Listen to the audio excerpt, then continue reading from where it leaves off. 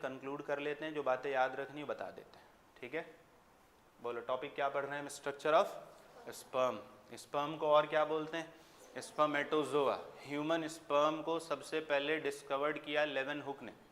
Sperm हमारी body के normal cell की तरह एक सेल होता है, लेकिन स्पर्म डिवाइड नहीं करता क्योंकि मियोसिस से बनता है और मियोसिस से बनने वाले सेल डिवाइड नहीं करते।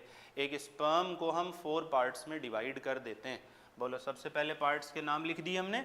Number 1 head, number 2 neck, number 3 middle piece, number 4 tell.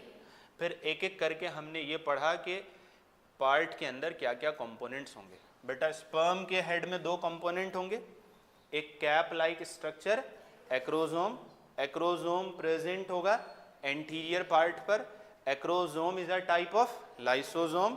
Acrosome contain करेगा हाइड्रोलाइटिक एंजाइम्स और ये हाइड्रोलाइटिक एंजाइम हेल्प करेंगे ओवम के फर्टिलाइजेशन में।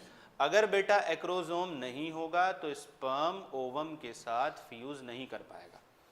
दूसरा बेटा स्पर्म के पास मेन कंपोनेंट जिसके लिए स्पर्म को बनाया गया वो उसका क्या होता है? न्यूक्लियस।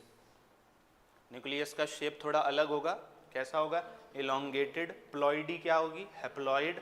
ऑटोजोम्स कितने होंगे? 22। एक सेक्स क्रोमोसोम रहेगा, या तो एक्स या। अब इंपॉर्टेंट बात है, अगर एक्स वाला स्पर्म फ्यूज करे तो फीमेल बेबी, और अगर वाई वाला स्पर्म फ्यूज करे तो मेल बेबी।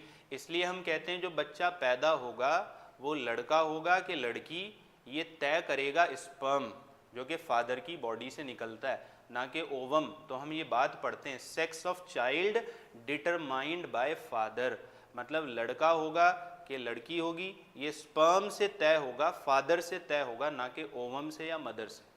तो एक क्वेश्चन आता है, अगर कोई कपल है, कपल उनको 3-4 लगातार कंटिन्यू गर्ल्स हैं, लड़कियां हैं, तो 2-3-4 अगर लड़की पैदा हो गई तो उसमें मदर की कोई गलती नहीं है।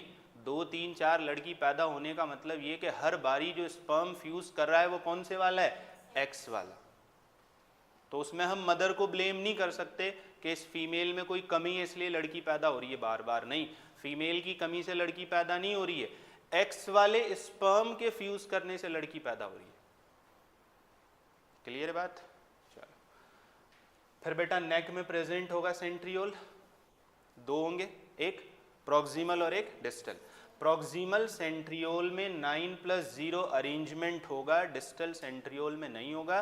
प्रॉक्सिमल सेंट्रियोल जाइगोट का पहला क्लीवेज कराएगा, और बेटा डिस्टल सेंट्रियोल एक बेजल बॉडी की तरह काम करता है जो कि बना देता है एक्सियल फिलामेंट जिसके अंदर माइक्रोट्यूब्यूल होते हैं जो आगे कंटिन्यू होकर बना देता है फ्लैजिला। बेटा एक्सियल फिलामेंट पर स्पाइरल शीथ ऑफ माइटोकॉन्ड्रिया रहेगा जिसका नाम होगा निबेनकन शीथ। क्या नाम होगा?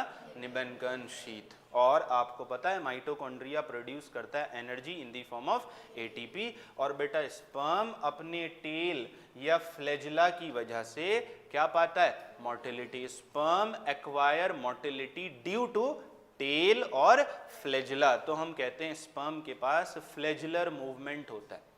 क्या होता है? Flagellar movement. ये हो गई स्पर्म की बात।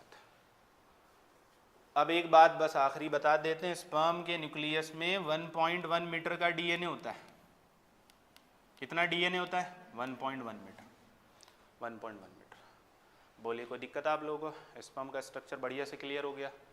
कोई दिक्कत? चलो ठीक है।